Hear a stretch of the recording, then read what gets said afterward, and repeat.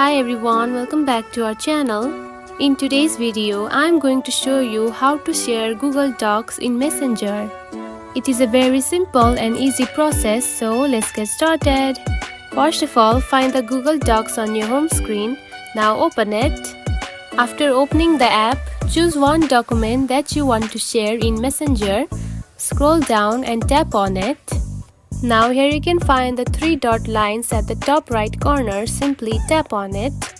Then here you can find the option of share and export. Go ahead and select it. Then here you can find the option of send a copy. Tap on it. Next, scroll to your right until you find the option Messenger. Now tap on it. Now choose one person that you want to send the document to. Then simply tap on to send. Now the document has been sent to your Messenger. And that's it. This is how you can share your Google Docs in Messenger. It is very easy, right?